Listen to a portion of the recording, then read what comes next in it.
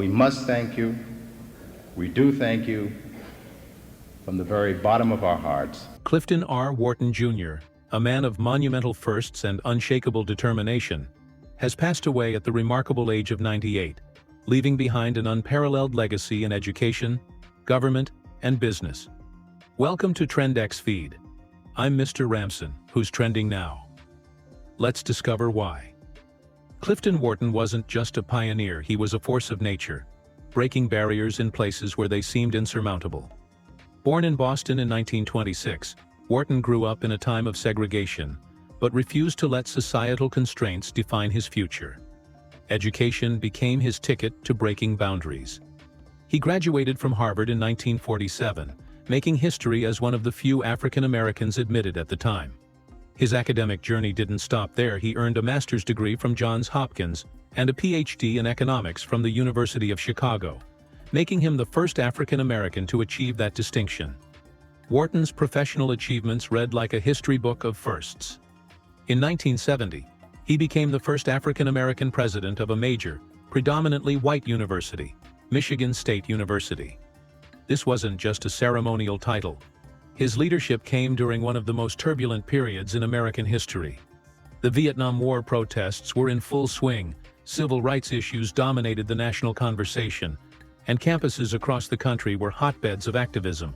Wharton approached these challenges with a mix of diplomacy and innovation, fostering dialogue between students and administrators while driving the university's academic and cultural expansion.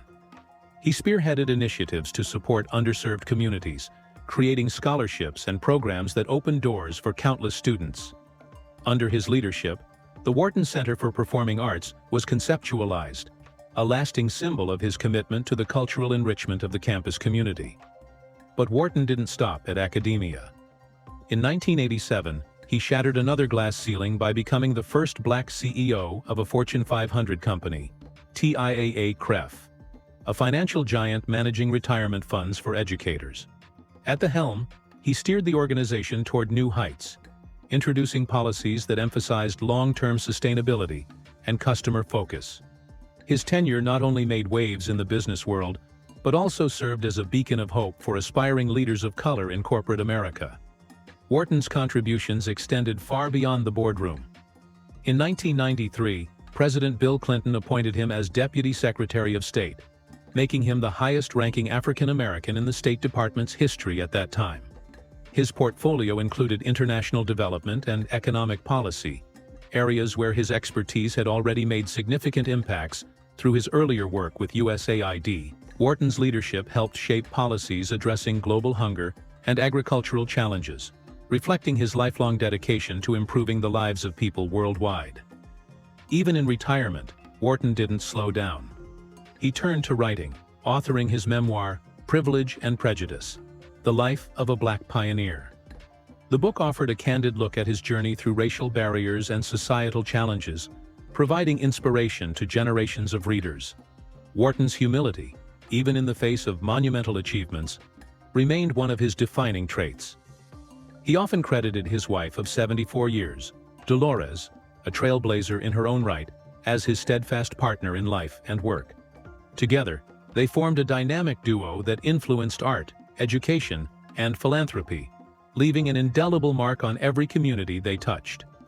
Clifton R. Wharton Jr. received 62 honorary doctorates and was honored by 6 U.S. presidents, but his greatest legacy lies in the doors he opened for others. His life's work is a testament to what's possible when determination meets opportunity. As we celebrate his extraordinary legacy, let's remember the countless lives he's touched, and the countless more he's inspired to dream big and aim higher. What lessons can we take from Wharton's story to shape our own paths toward leadership and impact? Let us know in the comments below. Don't want to miss out on who's trending next? Hit subscribe and follow TrendxFeed.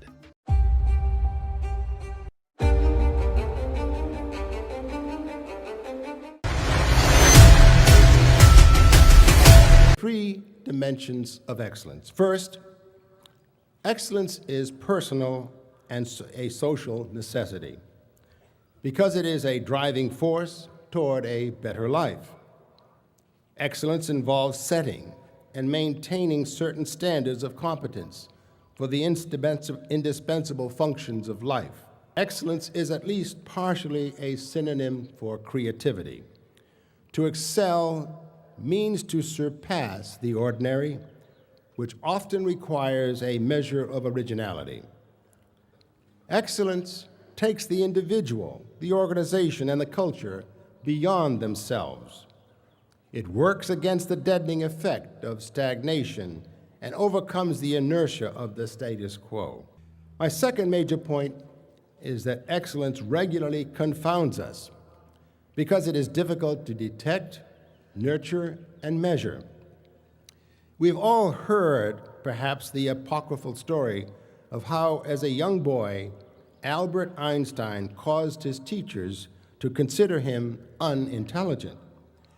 When told that 2 + 2 = 4, Einstein asked, why? His elders were frustrated because they thought he failed to grasp the simple empirical fact. In actuality, what Einstein wanted to know was the nature of the metaphysical imperative at the heart of a mathematical truth.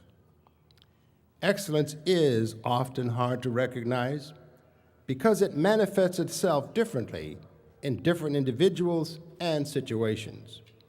Just as Einstein's genius went unrealized for a time because he was so young and ingenious, so excellence in others sometimes goes unrecognized because it appears in unusual forms or unfamiliar contexts. My third observation is that excellence sometimes seems to be in conflict. Excellence and egalitarianism are the two sides of the good coin that society invests in for the future. First, we must guard, preserve, and cherish excellence.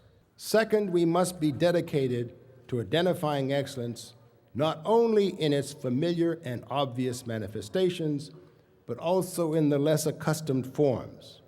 For instance, we must find ways to avoid any social, economic, and ethnic bias in educational testing. Moreover, we must assure that our academic offerings and curricula take into account entire new fields emerging with our expanding sense of culture in the world. Thirdly, we must broaden our understanding of excellence until we grasp it as both a possibility and a necessity that traverses the whole range of human experience.